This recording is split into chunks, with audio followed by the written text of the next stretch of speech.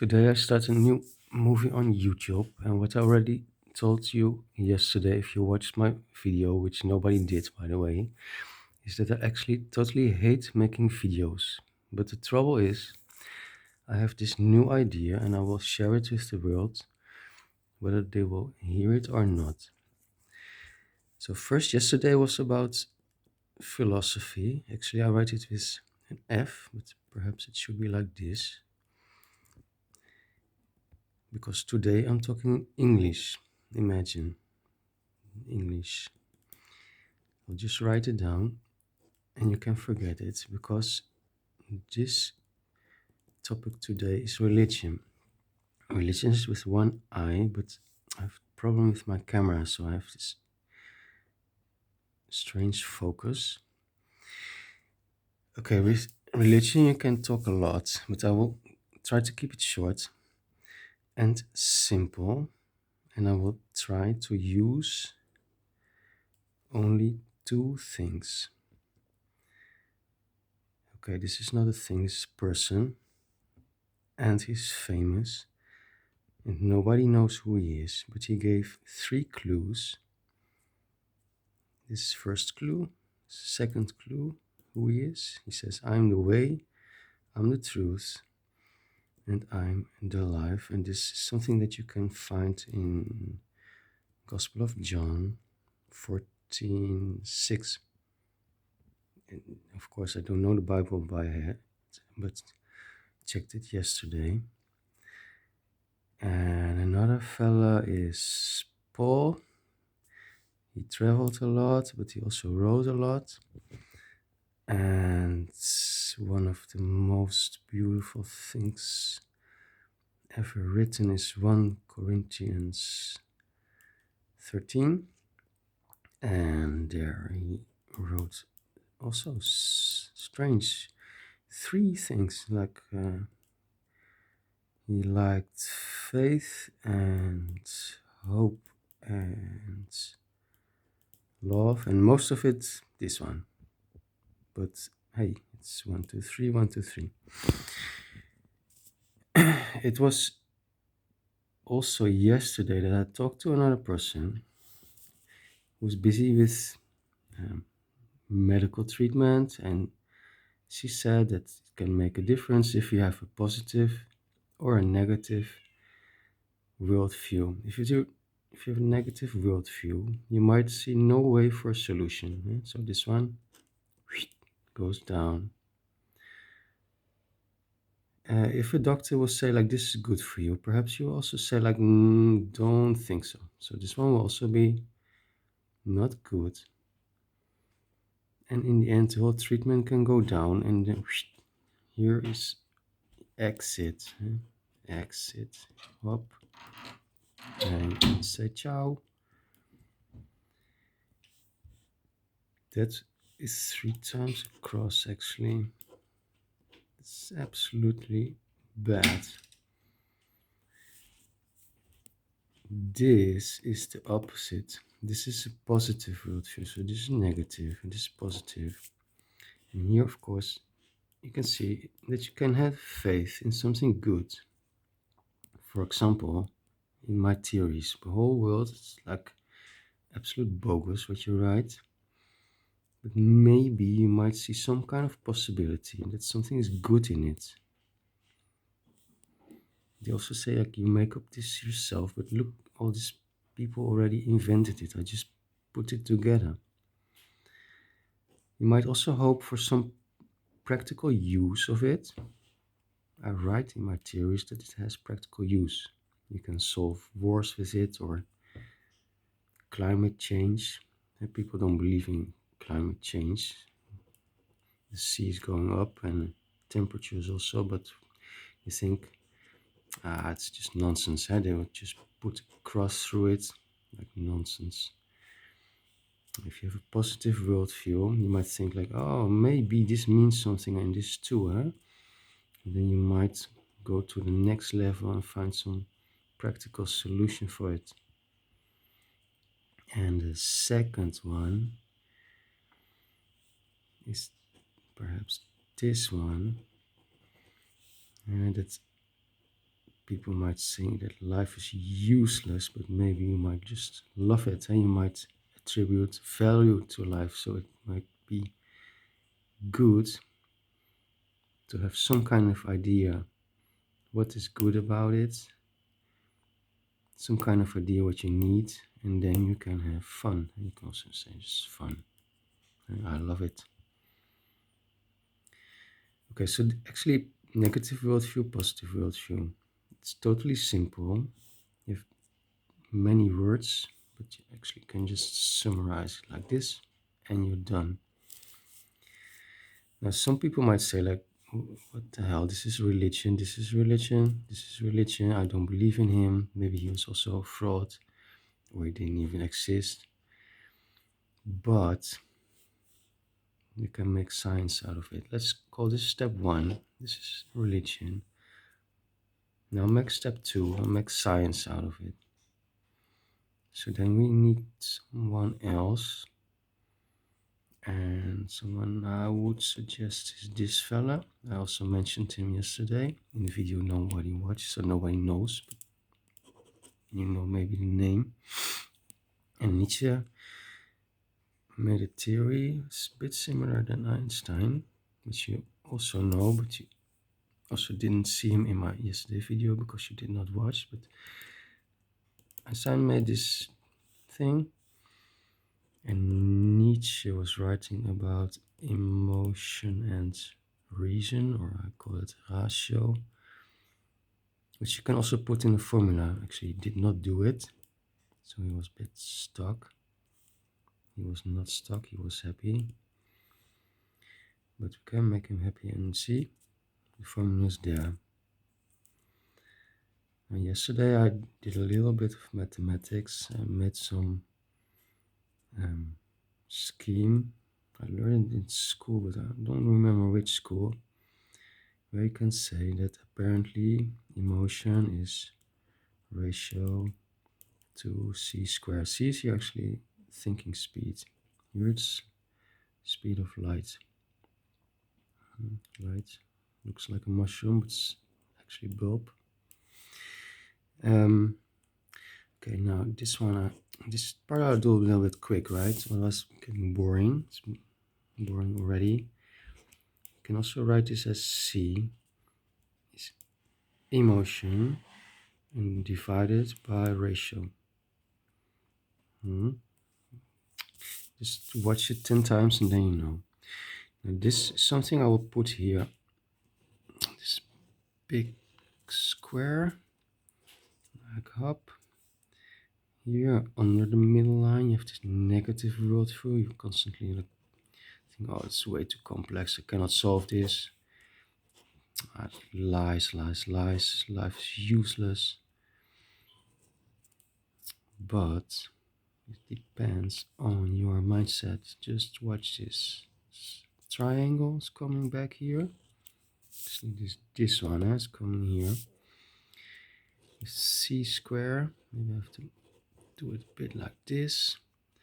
And emotion is at the top. And ratio is down here. And then you can see, well, you can hear a cat maybe, but I try to focus on the paper. See that the formula is, this one is just here. And you can see that if you take things too serious, so you focus too much on ratio, then you're down. And if you are a little more sensitive, trust your senses, which give you information about this world, you can see positive things in this world. And you might have some faith in a solution because you can see solutions, hope in practical use of things, and might even love it. It's excellent. Now, Nietzsche was good, so Nietzsche can actually be here, but there are more people who wrote about it, and one of them is not so much space here, but oh look, just do it like this. One of them was Piaget. He's a famous psychologist, and he said that many people are busy in the first part of their life developing their formal skills, this part, and then later they also develop their empathic skills, that part. He had the same division, and also a fellow from America, Kohlberg. I don't know why I write his name so huge, but he said, yeah, same thing. Piaget actually didn't um, define this line, but Kohlberg did, and he said, this I call convention, which is rather a typical word, but it matches religion because here you also have convention. People are either under the law or above. Let me see. I'm 10 minutes on the way. Okay, I want to fix this thing in max another 10 minutes. Yeah. Step 2 is ready. Let's go to step 3. And step 3 is like, look what you have. You have a whole system. It fits. It's religion. I don't know why I put this here. Religion is good. Religion. And something, the truth, like falls from the sky usually. So you make something, you make a scheme, and then you can see what comes out of it, and that's something to do with this here. Because Jesus is underlined, which is a bit odd. And I'm a person who makes this. It's Dutch. I am kind of above it, which should be different or not. I started to work on this 2 years ago. Then I started with similar square, and I said, okay, let's put Jesus above and all mankind under it and see where it gets. So 2 years later, it's the opposite. And I even have an idea why it makes sense. Because Jesus was only a vision people had once of a person who would be above the line. But this is only a vision. It's not a real guy yet. Probably didn't exist. He was only in papers, in stories. He was a narrative. And now you got a person like me, who's actually an idiot, but a bit smart perhaps. Call this lucidity. I don't want to mention it too much, but yeah, who else is going to make it? And that's why I am doing it. If somebody would say like you're an egoist, like putting yourself so high, and you do it, huh? But you don't. So somebody has to do it. You can see that this is the real thing, and this is like a vision people had of a person who would make something like this. And that person is actually standing here. And you can have also something here, for which I would go to an old story from Numeri 14, because I really like this story. This is the Israelites standing before Canaan, and they would have to go in.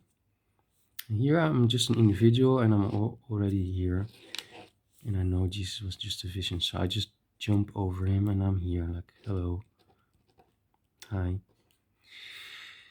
But the people, all you guys who never believe a shred of my theories, so you're still under the line. So how in the world would I get you over it?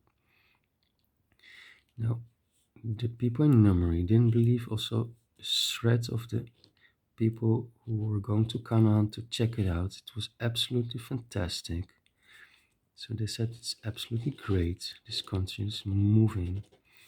But they were like, oh no, it's bad, and this is not good, that's not good. And the thing is that They had God. They said, well, God will help us, but the trouble is, he was also under the line. Actually, they didn't even know who he is, where he is, and what he looks like. But they made a theory that God would stick to the people, so they were on the line, and he was also on the line. Actually, you can read it in the story. They are lamenting, like, oh, the story country is not good. And God is also lamenting, like, what the hell the people are doing, but I cannot leave him alone. But what do you get? If somebody would jump here, then this can also go here, and then it will also transform itself. And I made this word for it called agency. And agency is a faculty of nature. And I made a theory, well, it's not even theory, it's just practice, that nature can be passive, like physical nature, like this table, but nature can also transform itself into an active force and help you out if you believe in it.